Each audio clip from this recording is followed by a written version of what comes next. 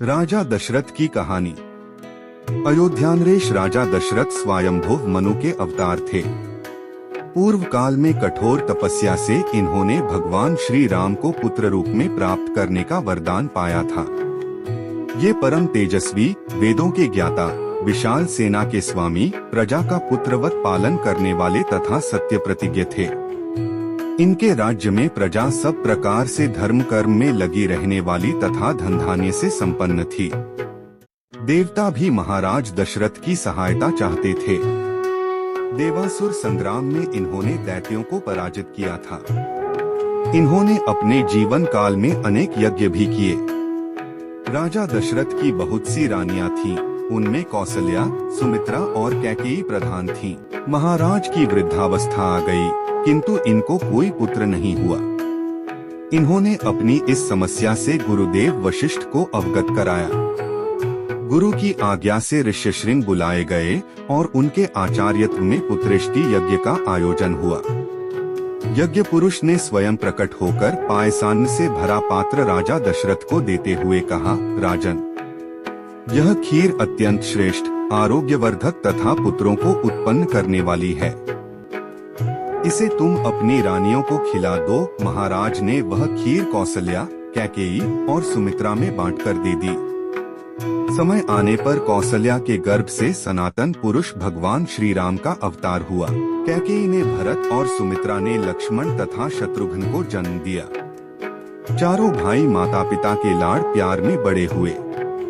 यद्यपि महाराज को चारों ही पुत्र प्रिय थे, किंतु श्री राम पर इनका विशेष स्नेह था। ये श्री राम को क्षण भर के लिए भी अपनी आंखों से ओझल नहीं करना चाहते थे।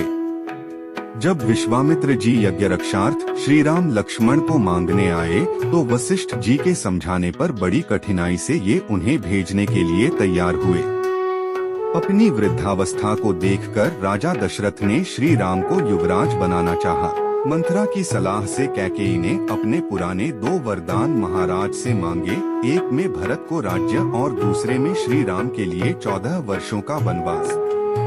कैकेयी की बात सुनकर महाराज दशरथ स्तब्ध रह गए। थोड़ी देर के लिए तो इनकी चेतना ही लुप्त हो गई। होश आने पर इन्होंने कैकेयी को समझाया। बड़ी ही नम्रता से दीन शब्दों में इन्होंने कैकेयी से कहा, भरत को तो मैं अभी बुलाकर राज्य दे देता हूँ, किंतु तुम श्री राम को वन भेजने का आग्रह मत करो। विधि के विधान एवं भावी की प्रबलता के कारण महाराज के विनय का कैकेयी पर कोई प्रभाव नहीं पड़ा। भगवान श्री राम पिता के सत्य की रक्षा और आज्ञा पालन के लिए अपनी पत्नी सीता और भाई लक्ष्मण के साथ वन चले गए। महाराज दशरथ के शोक का ठिकाना न रहा। जब तक श्री राम रहे तभी तक इन्होंने अपने प्राणों को रखा और उनका वियोग होते ही श्री राम प्रेमानल में अपने प्राणों की आहुति दे डाली।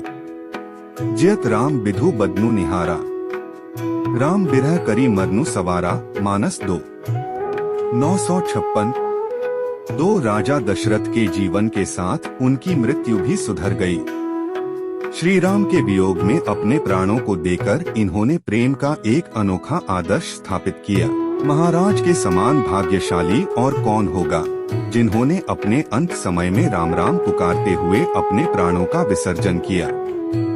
राजा दशरथ की कहानी सभी के लिए प्रेरणा का एक उत्तम स्रोत है।